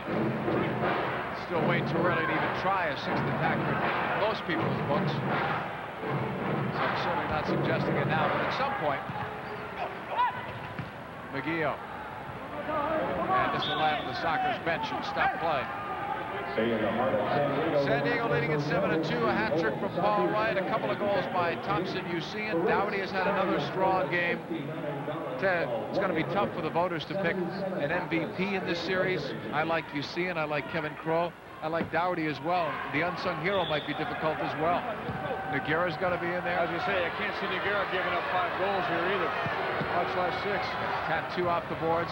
On the Dallas side, Doyle, to my mind, is the MVP. Tattoo. Maybe McLeod or even Manning is an unsung hero. Here's Doyle. Knocked away. Right side, Juremovich. 12:27 left in perhaps the Sidekick season. Tattoo. Sliding it. Agus the shot. Blocked by Golovnia. San Diego's just getting stronger defensively. That lead, the crowd, everything. Tattoo holding. We've got a championship now to fight for. It's within reach. It's theirs to lose. Agus. Now to David Doyle. And now it's Woodbury. Intercepted. He gave it up. Here's Juremovich. Tattoo is free. And the ball never got there. That's unlucky because Tattoo had to walk in at a break. Wade will do the other way. Off the boards. Manning is out.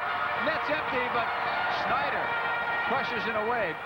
I give Wade a lot of credit, too, because I'll tell you, he'll run hard and he'll hit somebody, but when Snyder banged him hard, no problem. It's part of the game. 7-2, San Diego. We are back, 7-2, San Diego leading it here in the 4th quarter.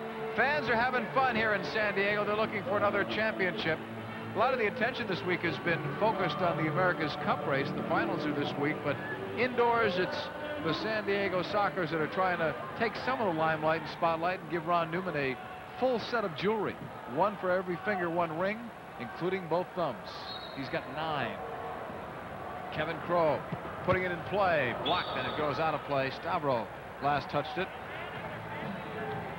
Kevin Crow and Brian Quinn have 7 championship rings, so depending on how generous the organization is, if they give one to Quinn for playing in as many games as he did this year, then they'll be tied. If Quinn loses by being out in the national team, then Crow would have the edge. Hint, hint. Crow. Quinn, of course, left the San Diego Sockers in late January to go full-time with the U.S. team. Woodbury right through. Usean, and it's blocked by Stavro. That's not my money, but I vote to give Quinn a ring. How about that?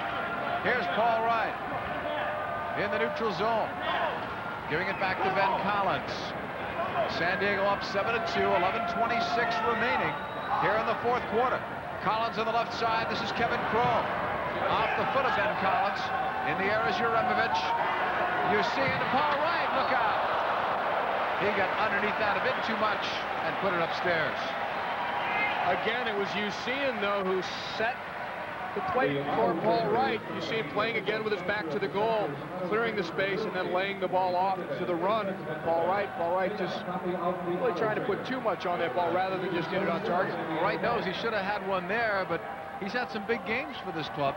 He had one stretch where he had the game-winning goal in 4 consecutive wins. He had a 5-goal game against Dallas, a 6-goal game against Tacoma.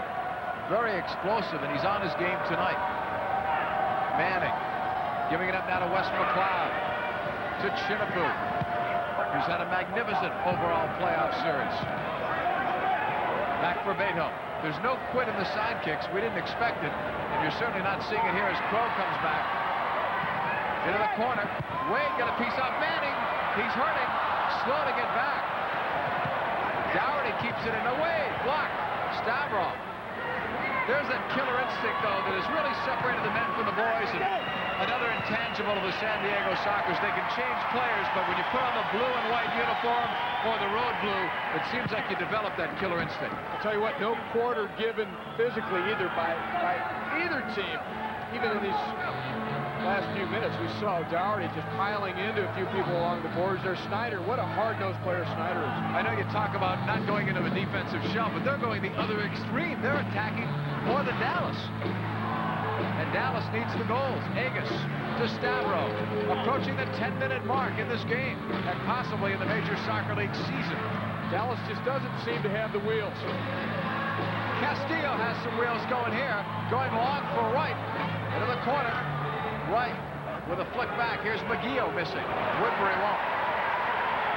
Woodbury past Tattoo, left for a save.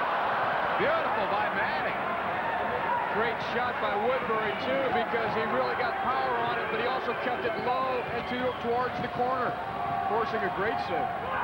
Played back to Tattoo. And every time he touches the ball, the crowd gives him a little razzing. It's loose. McGEOUGH back to McGEOUGH. Well, if Dallas can't score there, you wonder if they will score against McGEOUGH. And that's the best chance they've had in a while, perhaps in this quarter. Ladisor. I agree with what you're saying, but I'd eliminate the word perhaps. Crowe to Paul Wright. 9:05 to go, and the pressure team looks like the team with a big lead. Paul Wright. That's always the way, though. When you're up top, the game seems easier. It's more fun. It's almost like the scrimmages that they run, and you've been in many of those. They have a great time scrimmaging. Free kick coming up for Paul Wright. You can't read the number in the back of his jersey. He got one shaved in the back of his head. A lot of defenders have a good look at that one as he goes by him. Yeah, I was going to say, sometimes they don't get a look. He's a blur going by. Right. Back now to Kevin Crowe on the touch for David Banks, and then back to McGEOUGH. 8:40 left in the game. Game 6. San Diego with a healthy 5-goal lead in this one. And a 3-games-to-2 lead in the best-of-7 series. They could clinch if they hang on and win this one tonight. And hang on is not a good term because they're dictating here. Scott, the familiar cry of soccer is it seems like we're at an outdoor game in Europe. A chance. Scott, they've always done this for years. There's Uremovich on the far side. To Tattoo. Agus looking for Doyle behind Wade, and he didn't get quite enough on it as he wanted to. Doyle looking for his second goal of the day. Uremovich holding. Doyle, though, showing how dangerous he can always be no matter what stage of the game. Dougherty. Tough quarters, tight space, but he found Banks to Woodbury. Now to Dougherty. The passing is so crisp. Woodbury again back to Dougherty. It's practice, practice, practice, teamwork. And defensively for Dallas, it's the running that just demoralizes you because you're chasing, and you don't come up with the ball. When you're down by 5 goals, that's the last thing you want to do is chase. Here's Whitman. They're chasing him. Save Manning. Whitman didn't get enough of a hit on that one, but he still was almost able to tow it by Scott Manning. Nice save, and tip of the hat to Scott Manning. The record will show he gave up 7 goals, but you can't fault him. And other players might have said, I can't play today, coach. But Manning came through and played. Here's Smith. Wade will block it. McGEOUGH. If Manning had come in and said he couldn't play tonight, I don't think anyone would have faulted or second-guessed him. Well, what we're seeing here just comes down to a couple things. We mentioned the speed. Goalkeeping is a factor. McGEOUGH was very tough in the early going of this game. Here's Chinipu trying to beat McGEOUGH. And Woodbury is there. So even when it looks like Dallas is going to have a chance, they don't even get the shot. That may have been a foul there, too, where Chinipu tried to shoot. The season has 6.5 minutes remaining in it. Ladouceur gave it up to Chinipu. Lead pass. Stavro looking, shooting it too high. Credit Ladouceur with staying tough on Nick Stavro. Throw the ball back. We still have 6:20 to go. 7-2, San Diego on their way to another championship. San Diego is leading this one and actually controlling this one 7-2 as we take time to tell you about our Brine player of the game. Brine is the power behind the game, and I got to say that tonight's choices were difficult. We're going with Thompson Usean, number 21. Could have gone with Paul Wright, but Usean has had a magnificent game as well as series. This time we go with Tomo. Age wins here. What an incredible goal he scored tonight. In fact, he has the 2 goals, and he also has an assist on one of Paul Wright's goals. He's been a dominant figure in the series, and he, in the early part of this game, which is really when it was decided, he was the one doing the job. He was the Brine player in Game 1. He's the Brine player here in Game 6. They think it's over. And they're probably right. Happy birthday to Paul Dougherty, who turned 26 years old today. It's nice to remember your birthday on a day where you can win a championship, and barring a miracle here, you're looking at San Diego winning it again.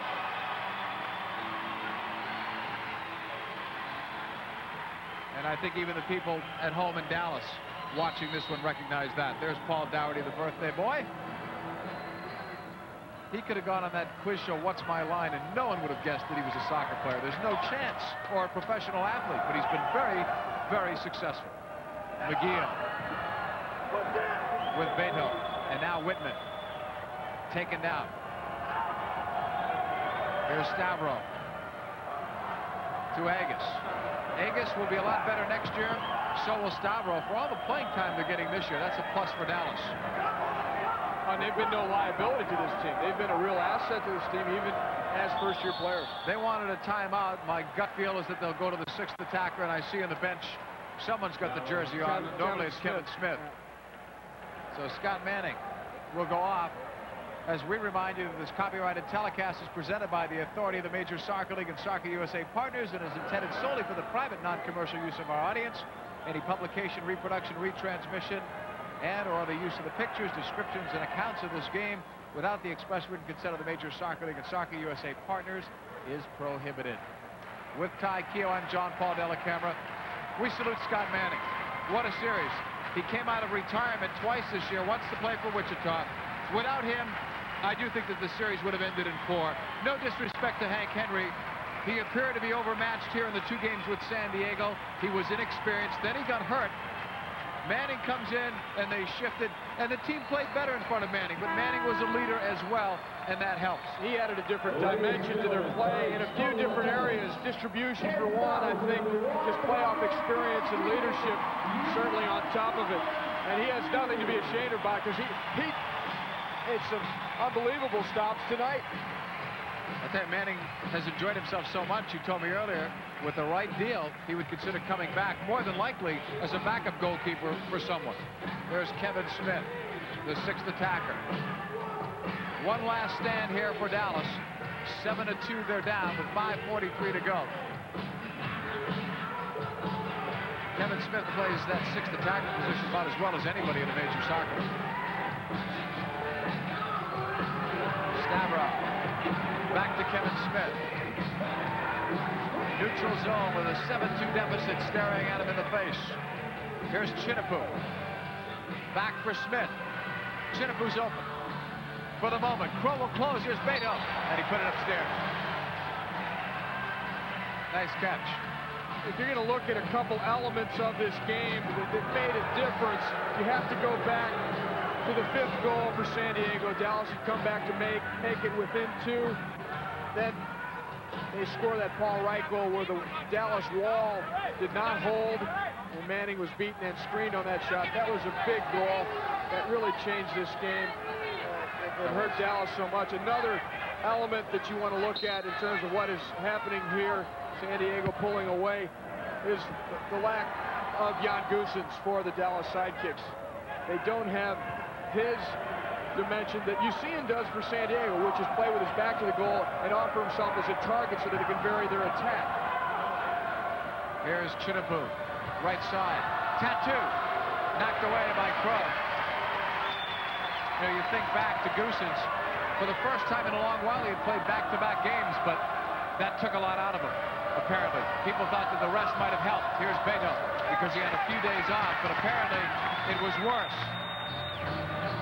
Here's Ben Collins. Right side to David Banks. 4:33 remaining in the Sidekick season, but it's been a great one. It really has. They missed the playoffs a year ago, folded the franchise. Donald Carter, the original owner, came back, helped to resurrect them. Here they are in the championship. And after trailing 3 games to none, fought back to make it an exciting series. 4:12 remaining. The Sockers want to make a show of it here. Jacques Laudesseur a moment ago, an excellent spin move to elude a couple defenders. Back to McGEOUGH. San Diego, by winning this, will set a record in the Major Soccer League. The previous record they had tied with the New York Arrows, 4 consecutive championships. This will be 5 in the first for this man at the age of 36. One he'll remember. He had better numbers last year in St. Louis and better numbers in other stops, but no ring. He'll have jewelry when this is over. And it's over in 4 minutes. Another guy that came over to the San Diego Sockers expressly to win a championship, Tim Whitman. He had lost so many times to San Diego as a member of the Baltimore Blast. Tattoo, who we just saw, has a championship ring from the 86-87 season. And the Dallas Sidekicks, in fact, the only time they reached the championship series, they won it, this being only the 2nd time they've been to the final round. Chinapoo will give it up now to Kevin Smith. The pass into the corner. Snyder for Beto. Try to get it across, and McGEOUGH has not allowed a goal in this half. Last goal he gave up at 2:52 of the 2nd quarter. So it's been a while, and he's made some excellent saves. None that you can recall really in this quarter because the pressure's been all the other way. 3:25 left. Chinapoo with Wade. Look at the fight though in the Sidekick. Still kicking. Doyle. Sidekicks players and staff can walk away from this with heads high. Kevin Smith, now to Beto. Across the way on the right. Snyder again, back for Chinapoo. Tees it up, it's partially blocked. In the corner for Woodbury. Wes Wade, what a crunch that was. Chinapoo took the worst. You see it away against Kevin Smith. You see it, looking for the hat trick, lost the ball. We'll have to take that Bryant player of the game away from it. No, I think once you give it, you can't take it back. Otherwise, Paul Wright would be able to claim it. Kevin Crow with it. Down to 2:37 remaining in this game.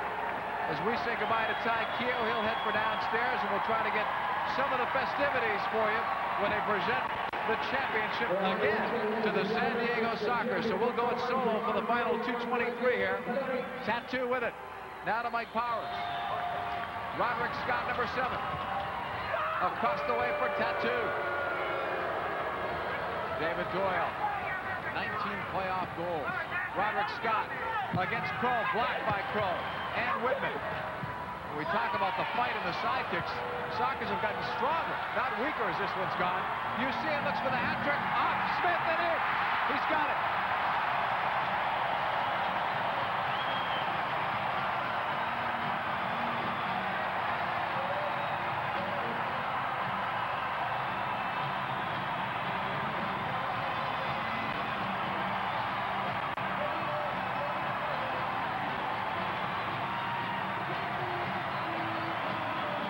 36-year-old Thompson, you see it with a hat trick in his 14th goal. We'll look again. He knows Smith is out. I thought Smith got a piece of this. We may have a better look from this angle. This would be the way Smith would watch it. Off the right foot of Usean, and Kevin Smith should be in the lower portion of your screen. I think he missed. Hard to tell. Usean, though, gets credit for his 14th goal of the playoffs. A magnificent series from a guy that actually sat out a year, then came back to play a couple of years with the St. Louis Storm. And when he came back, his second year, he scored 64 goals. There's a sign up in the scoreboard. It says, stay for the championship ceremony in the field immediately after game. Like somebody would leave? That's what they came for. 8-2, San Diego. Ron Newman looks like he might be trailing in this one. But the coaches don't show their emotion. But he will in the end, I'm sure, as this one is cleared out. Every year, people wonder, can San Diego do it again? They were picked third this year by the coaches. Dallas was picked for the basement. But when all is said and done, it's going to be San Diego winning it again. 149 left. 10th title in 11 years. 145 remaining. McGEOUGH. Manning is back in goal with 1:40 left. Agus, right side to Tattoo. Threads the needle to Chinapoo. Blocked by Golovnia. Now McGEOUGH is in. A deflected ball in the corner, and it goes on a play high off the glass. And that just prolongs the celebration. Clock stopped at 1:25. The Dallas bench tells you part of the story tonight. They gave it their all, but so did San Diego, and San Diego tonight was the better team. Here comes Ladouceur. Manning retreating, and now Manning came out so as not to be a sitting duck when Paul White would have walked in. To Agus. 1:12 left in the Major Soccer League season. Chinapoo on the double team. Whitman and Chinapoo, former teammates in Baltimore. Enemies in the series as they have to be, but friends at the final whistle. 1:05 left. Paul Wright to McGEOUGH. They're on their feet now in San Diego. Most of the people on this side were already, but the rest are up now. Words of consolation from Gordon Jago on the Dallas bench. But words won't change the story. Ron Newman is going to win it again. McGEOUGH on the clear out, and again will stop play.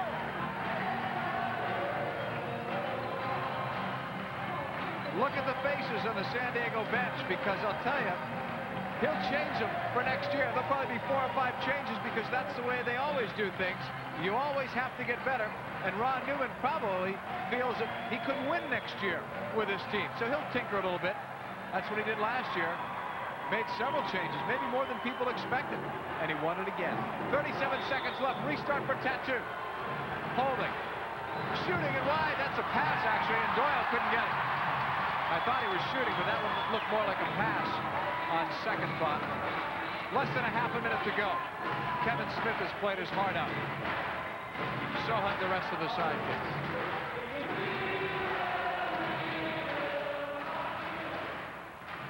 Chinapoo back to Snyder. They can celebrate on the bench in San Diego. 10 seconds left. And you know the crowd will do their part to count it down.